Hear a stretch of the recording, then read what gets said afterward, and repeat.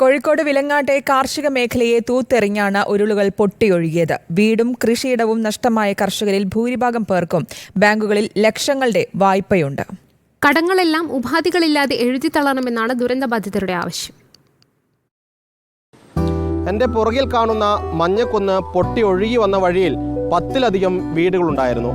ഇന്നവിടെ ഒരു വീട് പോലും അവശേഷിക്കുന്നില്ല. ആ കാണുന്ന ഭാഗത്താണ് സോണിച്ചേട്ടൻ്റെ വീടുണ്ടായിരുന്നത്. സോണിച്ചേട്ടൻ്റെ വീടിൻ്റെ തറയുടെ ഒരു കല്ല് പോലും അവിടെ അവശേഷിക്കുന്നില്ല. വീടിന് ചുറ്റുമുണ്ടായിരുന്ന കൃഷിഭൂമിയും ഒലിച്ചുപോയി.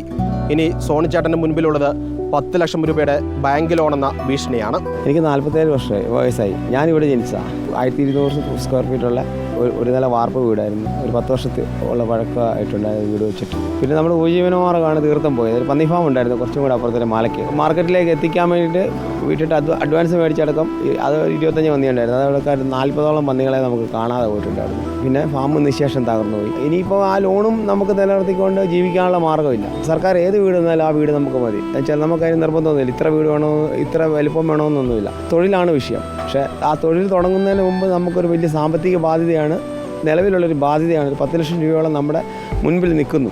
വായ്പകൾക്ക് മൊറട്ടോറിയം പ്രഖ്യാപിക്കരുതെന്നാണ് ദുരന്തബാധിതരുടെ അഭ്യർത്ഥന. ഞങ്ങൾക്കൊരു മൊറട്ടോറിയം വേണം. കാരണം കൊറോണ കാലത്ത് നമ്മൾ കണ്ടതാണ് മൊറട്ടോറിയത്തിൻ്റെ സ്ഥിതി. ഒരു മൊറട്ടോറിയം തന്നാലും നിങ്ങൾ പറയുന്ന സമയത്ത് തിരിച്ചടയ്ക്കാനുള്ള യാതൊരു സാമ്പത്തിക കാര്യങ്ങളും ഞങ്ങൾക്കില്ല. മൊറട്ടോറിയം ഞങ്ങൾക്ക് വേണ്ട. ഞങ്ങൾക്ക് തീർപ്പ് കൽപ്പിച്ചു തരിക, എഴുതി തള്ളണം. എനിക്ക് 1,60,000 രൂപ എനിക്ക് ലോണുണ്ട്.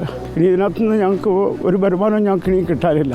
ഇനിയിപ്പോൾ എന്തെങ്കിലും കിട്ടുന്നത് ഉപയോഗിച്ച് ഞങ്ങൾ ജീവിതം അഡ്ജസ്റ്റ് ചെയ്ത് പോകുക എന്നുള്ളത് മാത്രമേ ഉള്ളൂ. അതുകൊണ്ട് ബഹുമാനപ്പെട്ട മന്ത്രിയോടും സർക്കാരിനോടും ഞങ്ങൾക്ക് പറയാനുള്ളത് ഞങ്ങളുടെ ലോണുകളൊക്കെ എഴുതി തള്ളണമെന്നാണ്. വായ്പാ ബാധ്യതയുള്ളവരുടെ വിവരശേഖരണം റവന്യൂ വകുപ്പ് നടത്തുന്നുണ്ട്. വീഡിയോ ജേർണലിസ്റ്റ് ജിബേഷിനൊപ്പം reporter Sinoj Thomas, in reporter, Kozhikode.